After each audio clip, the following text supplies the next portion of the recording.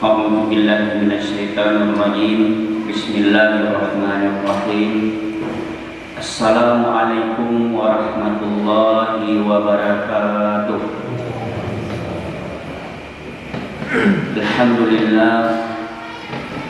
Alhamdulillahi rabbil alamin. Assalatu wassalamu ala asrofil anbiya'i wal mursalin wa ala alihi wa ashabihi ajma'in.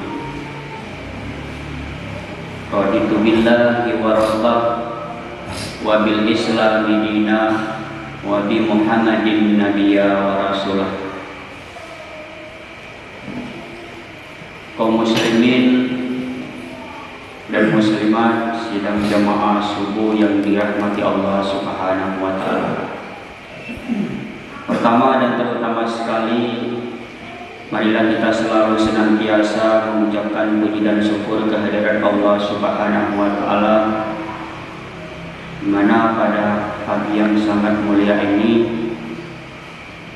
Allah masih memberikan kepada kita kesempatan. Tepatnya pada pagi ini kita telah memasuki hari yang ke-7 daripada bulan suci Ramadan. Kita bermohon kepada Allah Subhanahu wa taala amal ibadah yang telah kita kerjakan selama 1 minggu 7 hari. Kita bermohon kepada Allah semoga Allah terima, dan juga kita bermohon kepada Allah semoga salat subuh yang kita tunaikan tadi merupakan salat subuh terbaik kita di antara setiap salat-salat yang pernah kita tunaikan. Salawat dan salam kepada Rasulullah Sallallahu Alaihi Wasallam, Rasul yang menjadi panutan dalam kehidupan kita. Sebagai contoh kita berubudiyah kepada Allah Subhanahu Wa Taala dalam rangka kita menggapai kebahagiaan, baik kebahagiaan di dunia yang sifatnya sementara ini, lebih-lebih nanti kebahagiaan apabila kita sudah kembali menghadap Allah Subhanahu Wa Taala. Kaum muslimin dan muslimat sidang jamaah subuh yang dirahmati Allah Subhanahu wa taala. Pada kesempatan yang subuh ini kita akan mencoba mengkaji beberapa ayat yang ada di dalam Al-Qur'an. Bahwa di dalam Al-Qur'an secara garis besar ada 3 bentuk manusia yang menyesal. Di dalam Al-Quran Allah sebutkan ada bentuk 3 penyesalan manusia yang digarisbawahi di dalam Al-Quran. Biasanya penyesalan ini akan timbul ketika sudah di akhir. Begitu juga dengan Ramadan. Telah berakhir Ramadan, baru nanti kita menyesal kenapa saya tidak mengisi Ramadan dengan sebaik-baiknya. Kenapa Ramadan itu saya biarkan begitu saja pergi berlalu. Oleh karena itu, untuk supaya kita tidak menyesal di akhir nanti, maka kita harus mengkaji apa bentuk penyesalan yang sesungguhnya yang Allah gambarkan di dalam Al-Quran. Hadirin yang dirahmati Allah Subhanahu wa taala. Yang pertama di dalam surat Al-Mu'minun ayat 99 itu sampai dengan 100. Allah gambarkan bahwa manusia itu menyesal selama hidup mereka tidak pernah melakukan amal soleh. Hatta iza ahadahumul maut qala rabbirji'un. Demikianlah keadaan orang-orang kafir itu, sehingga apabila datang kematian kepada mereka, lalu mereka berkata, ya Tuhanku, kembalikanlah aku ke dunia. Ketika orang-orang kafir, orang-orang yang tidak taat kepada Allah Subhanahu wa taala, mereka memohon kepada Allah Subhanahu wa taala untuk dikembalikan lagi ke dunia. Ya Allah, ya Tuhanku, ya Rabb, Kembalikan aku ke dunia. Apa dijawab oleh Allah Subhanahu wa taala? Ditanya untuk apa kalau dikembalikan ke dunia? Di dalam ayat selanjutnya, la'alli a'malu salihan fima taraktu kalla. Ini dijawab oleh Allah Subhanahu wa taala, agar aku bisa beramal saleh yang telah aku tinggalkan dulu. Nah, orang-orang kafir tadi yang tidak taat kepada Allah Subhanahu wa taala, mereka memohon kepada Allah supaya mereka dikembalikan lagi ke dunia. Mereka sudah wafat, mereka sudah meninggal dunia, minta kepada Allah Subhanahu wa taala untuk dikembalikan ke dunia. Apa tujuannya? Mereka menginginkan supaya mereka ingin beramal saleh yang dulu mereka pernah tinggalkan. Dijawab oleh Allah Subhanahu wa taala, kalla, sekali-kali tidak. Innaha kalimatun wa qailuha, sesungguhnya itu kata Allah ungkapan-ungkapan omong kosong belaka. Nah, ini kata Allah Subhanahu wa taala. Ketika mereka meminta ke dunia balik, kemudian dijawab oleh Allah Subhanahu wa taala, tidak akan kami ijabah, sekali-kali tidak akan kami ijabah doa orang yang sudah meninggal untuk dikembalikan lagi ke dunia. Ini ayat di dalam Al-Quran, di dalam surat Al-Mu'minun ayat 99 sampai dengan 100. Kata Allah Subhanahu wa taala, walaupun orang-orang kafir itu sudah menyaksikan bagaimana api neraka, bagaimana siksa kubur, bagaimana kehidupan akhirat, kemudian mereka dikembalikan ke dunia ini, kata Allah, mereka juga tidak akan beriman dan juga tidak akan beramal soleh. Begitu kerasnya hati orang-orang kafir itu. Walaupun sudah disaksikan, bahkan kalau kita melihat dulu ketika terjadi tsunami, berapa banyak orang yang istighfar pada saat itu, menyaksikan kebesaran Allah, tapi selesai itu balik lagi.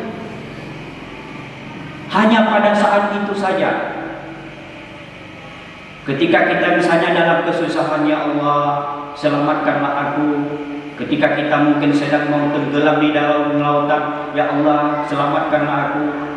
Kalau Engkau mau menyelamatkan aku akan puasa 3 hari berturut-turut. Saya akan menyedekahkan harta saya akan menginfakkan sebagian harta saya akan menyantuni anak yatim. Tapi setelah diselamatkan itu akan lupa. Akan lupa dengan apa yang diungkapkan tadi.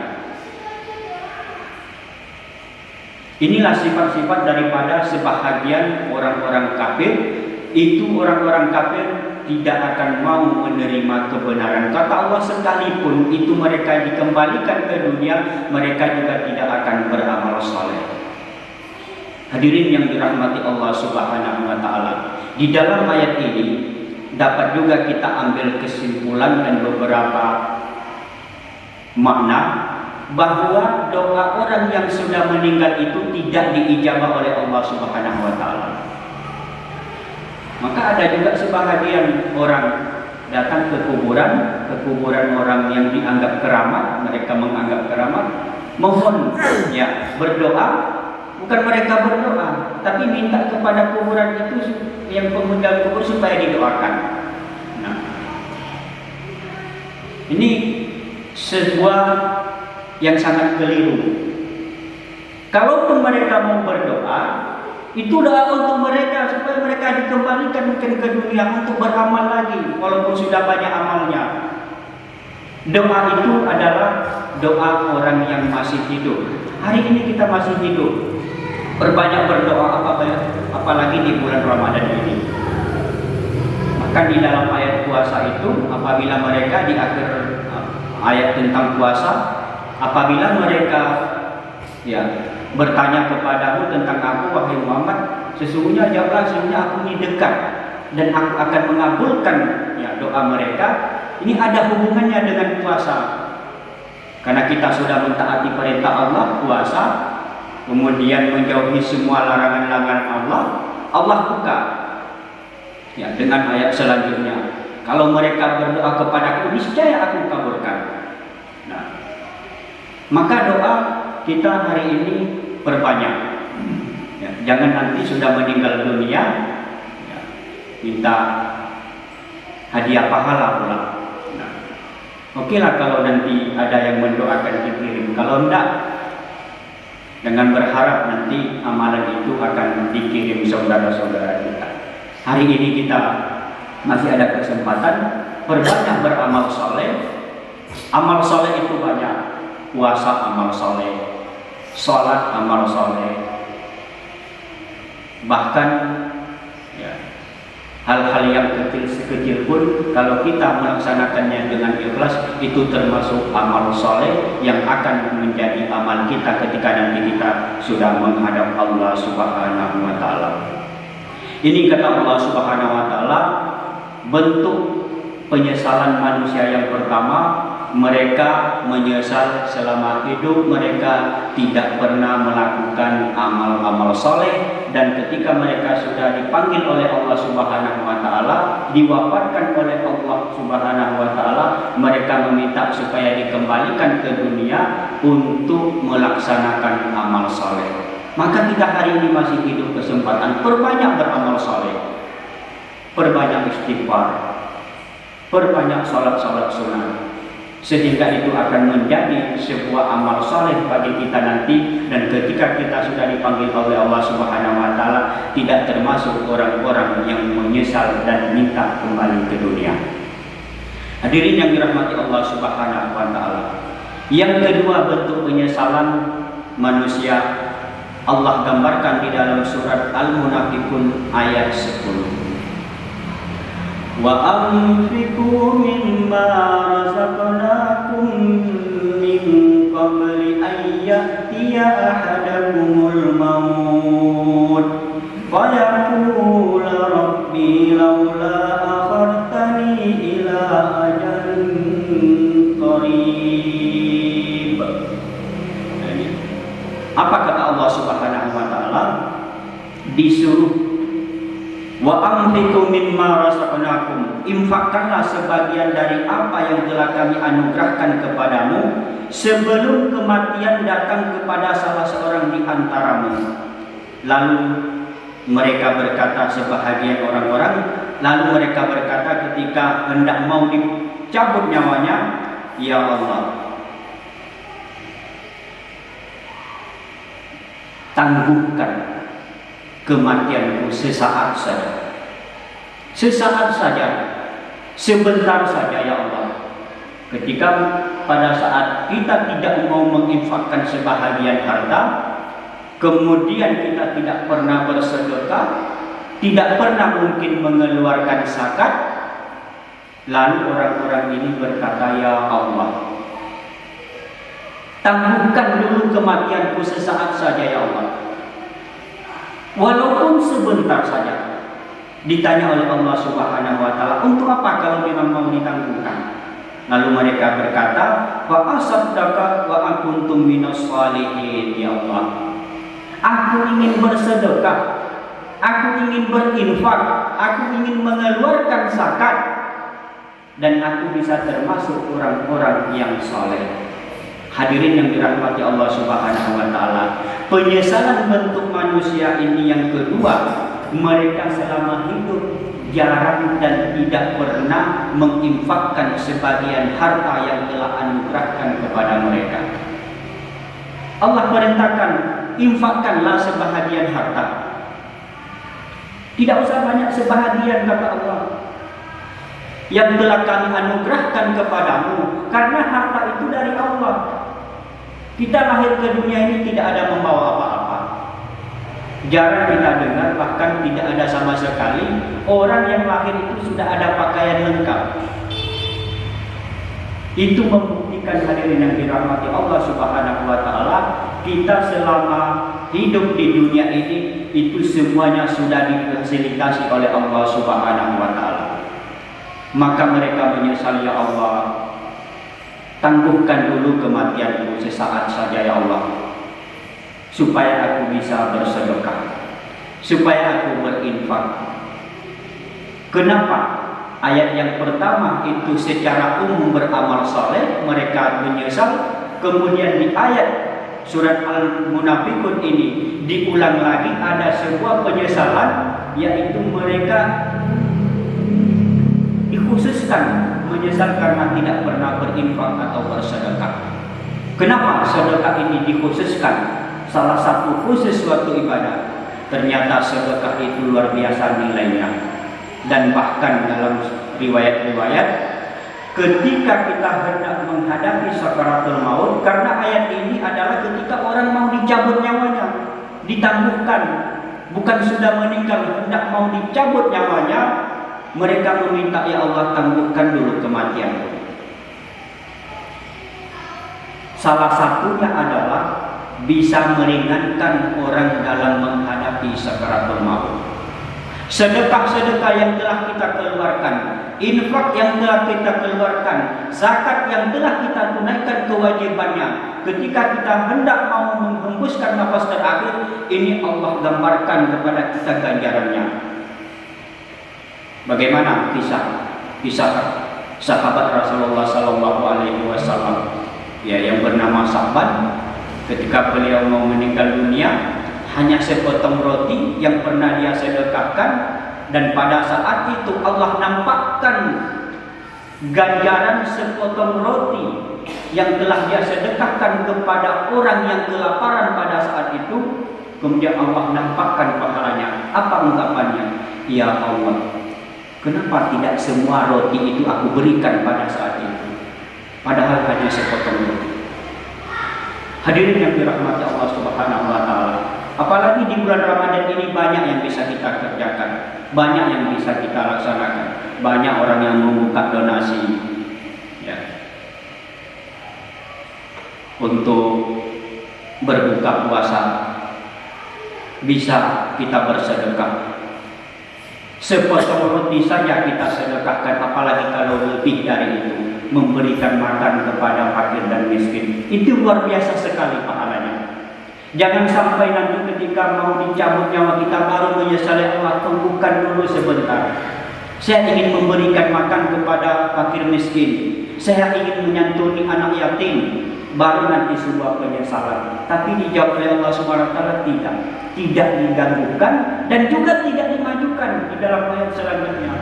Kalau sudah waktunya, maka kata Allah Subhanahu wa Ta'ala, kematian itu tidak bisa diundurkan dan juga tidak bisa dimajukan. Maka disitulah mereka menyesal.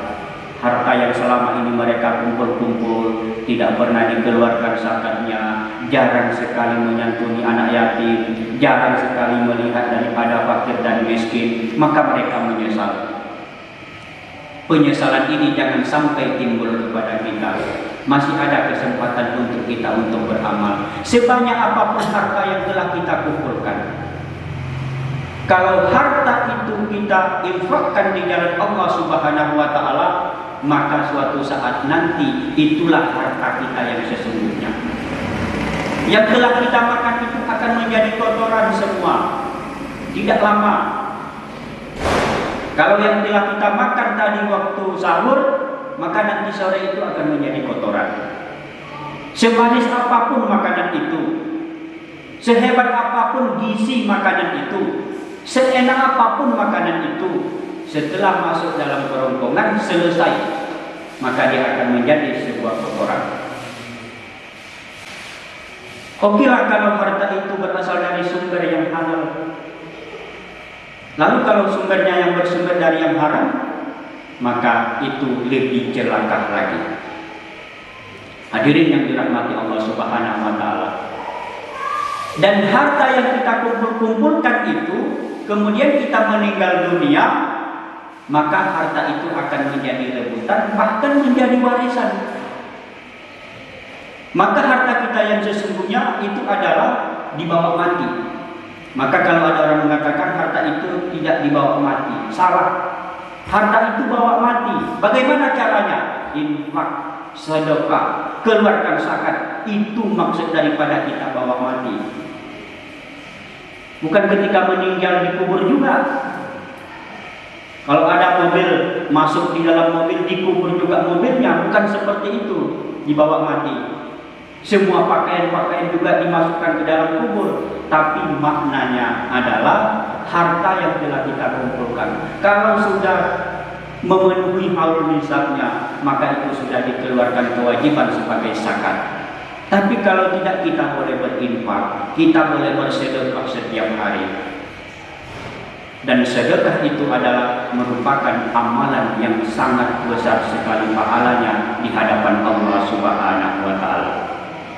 Hadirin yang dirahmati Allah Subhanahu wa taala, yang terakhir, ada orang yang menyesal selama hidup mereka, ternyata mereka telah salah dalam memilih teman hidup di dunia ini.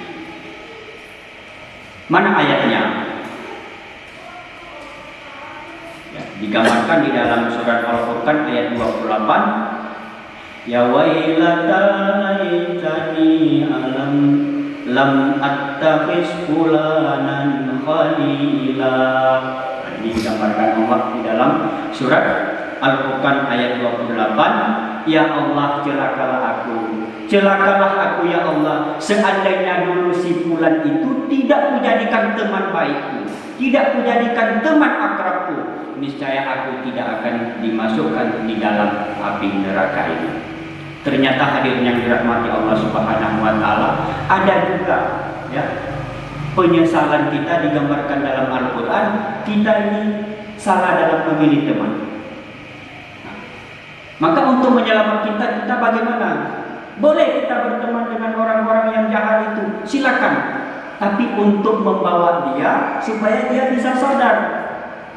Jangan pula kita niat kita untuk seperti itu, ya ternyata kita sudah juga terpengaruh.